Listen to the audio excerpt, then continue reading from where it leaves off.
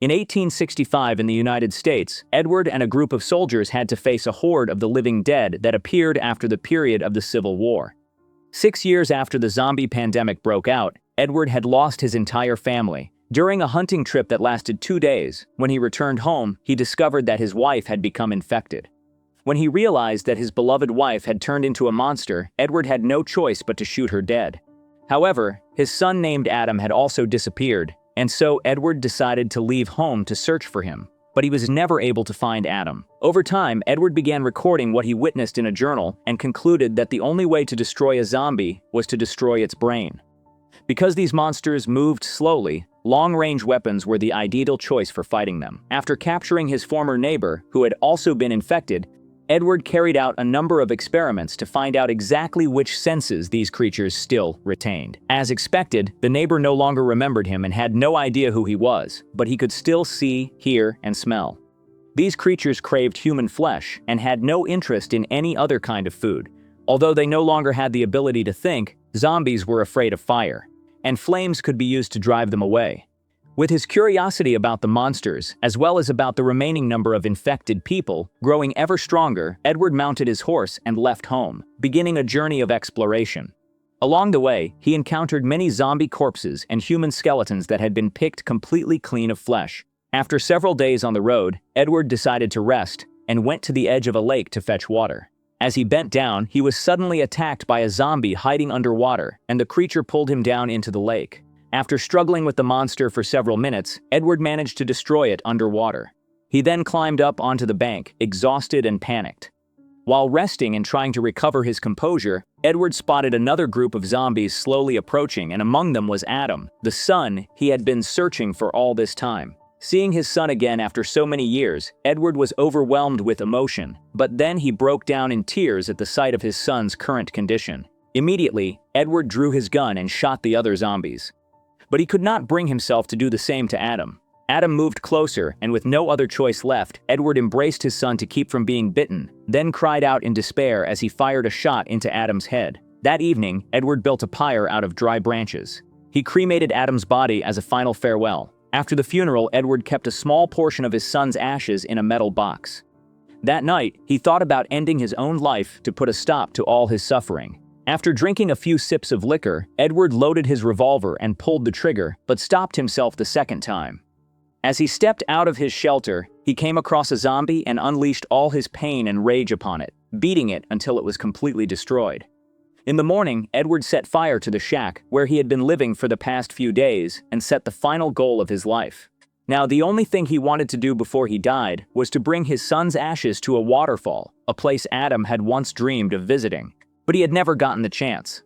After years of riding through the forest on horseback, Edward had become completely hardened, willing to do whatever it took to survive. One day, during an attack, his loyal horse was bitten, and the wound began to fester. Because of the injury, the horse could no longer continue moving and had to endure agonizing pain. Even though he knew full well that the animal could not keep going, Edward insisted on keeping the horse by his side because it was the only friend he had left. However, when he realized the horse was growing weaker by the day, Edward decided to end its suffering before it could turn into a monster. With tears in his eyes, he said goodbye to his close companion. Now, having lost his only companion, Edward continued his journey alone. A few days later, he found an old, ruined village. Hungry and exhausted, Edward decided to go in to search for food. As he stepped into a house, he saw the body of a man sitting in a chair and was suddenly attacked by the man's wife. The old woman lunged at him, trying to bite Edward, but she was destroyed by Isaac. After helping Edward escape the attack, Isaac pointed his gun at him and asked whether Edward had been bitten. Once he learned that Edward had not been bitten, Isaac slowly lowered his weapon, and the two of them hid to avoid the zombies closing in on the house. As soon as the undead moved away, Isaac struck Edward, knocking him unconscious. When Edward woke up, he saw the man who had saved him and realized he meant no harm. Rather than treating Edward as an enemy, Isaac seemed interested in his story and asked about his past. Upon learning that Edward had once fought in the Civil War, Isaac asked for his help rescuing his sister, who had been taken by a general named William. This general led a group of rebels hiding out in an underground bunker. And Isaac knew all the tunnels because he had helped build them years earlier. Since General William was always surrounded by a group of men, as deranged as he was, Isaac needed help breaking into the secret base.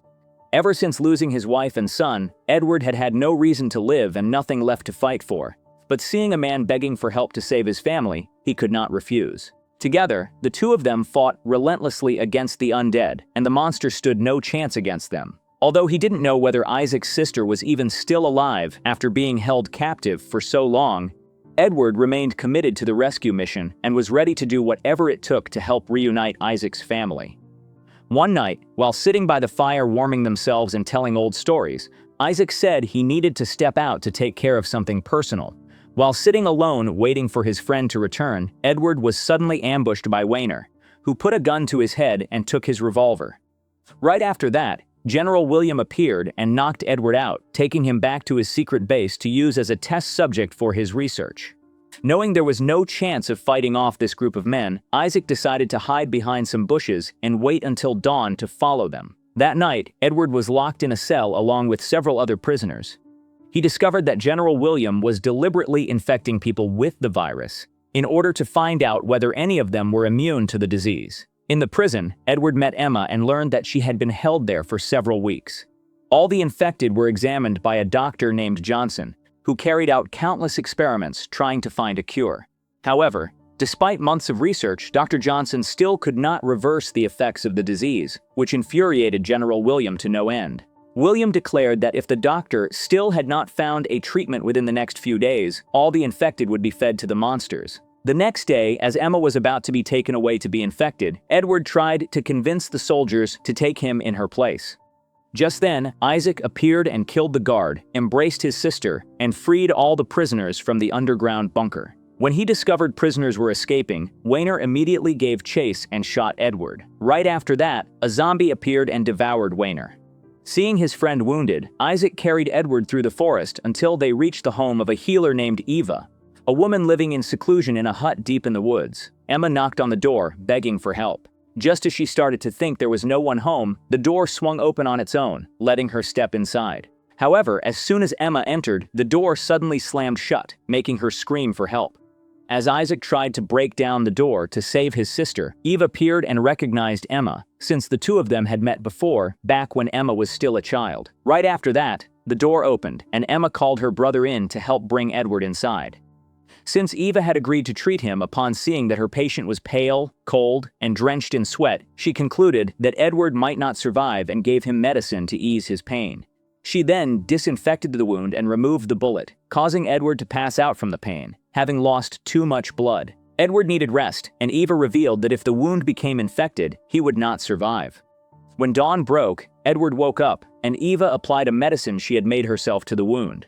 Edward thanked her for her kindness, which moved Eva deeply, since it had been a very long time since anyone had thanked her. The woman felt happy to feel useful again.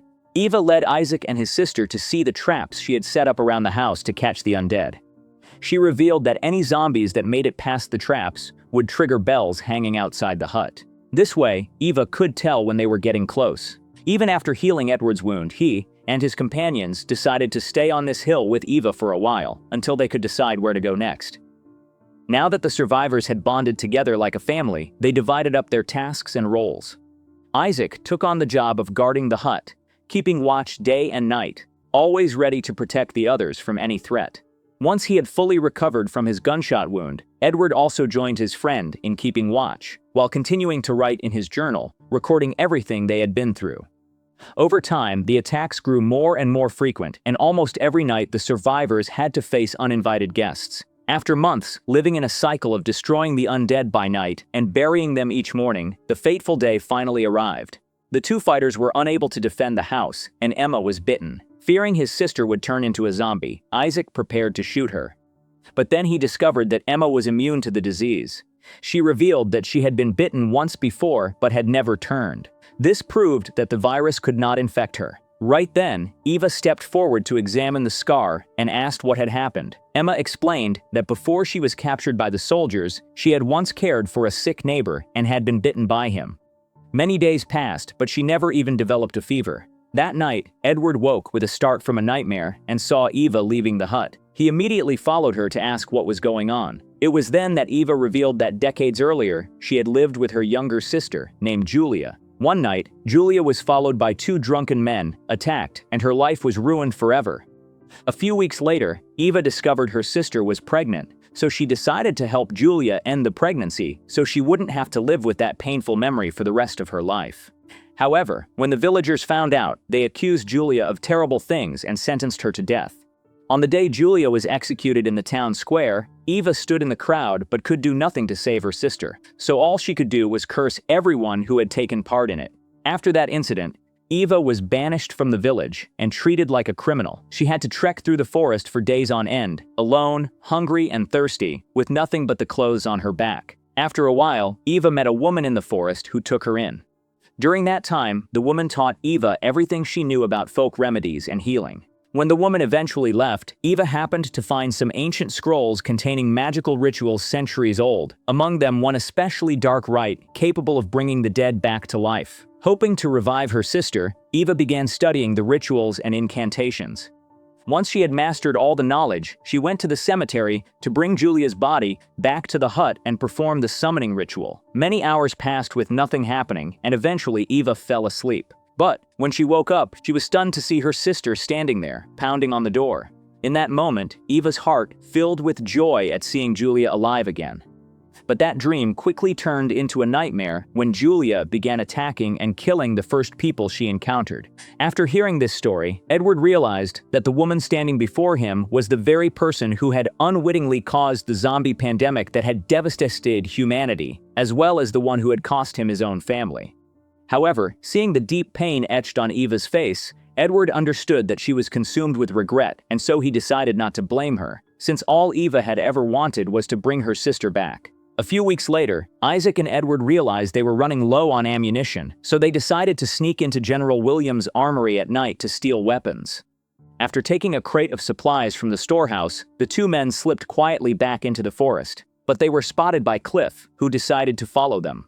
The next morning, Edward decided to continue his journey to the waterfall his son Adam had once dreamed of visiting, feeling he had put it off for far too long. After saying goodbye to his friends, Edward set off again, promising to return soon. But he had no idea that the three of them were in grave danger, since Cliff had tracked down their location and reported to General William that he had found the woman immune to the virus. One night, William assembled a group of experienced fighters and planned to raid Eva's home and capture everyone inside. His goal was to use Emma as a test subject to find a cure, while also eliminating the witch who had cursed this land. After weeks of trekking through the forest, Edward finally reached the waterfall his son had dreamed of and scattered Adam's ashes there. The man then set off on his way back to the hut to reunite with his friends. However, when he arrived, all he saw was devastation. Seeing Eva wounded, Edward rushed to help her. It was then that he learned Isaac and Emma had been captured by General William and his men. After revealing this information, Eva died, and Edward began preparing his plan for revenge. That night, the man painted his face to blend in among the undead. Then he began screaming through the forest to draw their attention. His goal was to lure all the monsters into the bunker so they would help destroy his enemies. Along the way, Edward ran into a guard stationed at the entrance to the shelter and shot him straight through the head. While some of the monsters stopped to feed, others continued following their leader and infiltrated the bunker. Hearing the screaming, the general realized something was wrong. So he walked down the corridor, gun in hand, to check whether the shelter had been breached. At that moment, William came face to face with the horde of zombies and tried to find a way to destroy them.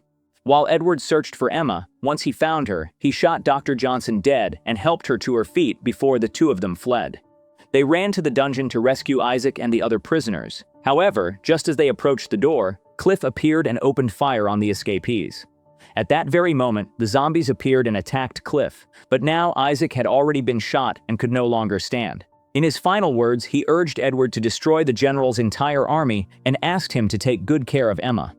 Once he finally escaped the bunker, Edward told Emma to hide in the tent and wait until morning, since he needed to make sure his enemies were completely destroyed. That night, the man lured William and Cliff to the far side of the forest and tried to stay hidden, knowing he was at a disadvantage in this fight.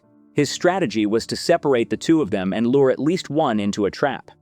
While chasing his target, Cliff was led into an area where he found himself surrounded by a horde of monsters and quickly realized he had no way out. Just as the young man fell into the trap and became busy fighting off the zombies, Edward went looking for the general. But Cliff succeeded in distracting the zombies and tried to chase after his enemy.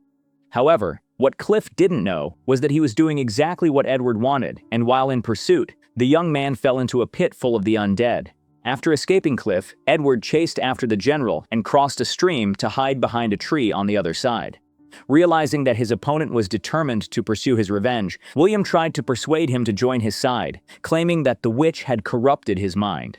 However, it didn't take long for the general to realize he would never be able to convince Edward to join him. So he proposed that the two of them settle things like gentlemen.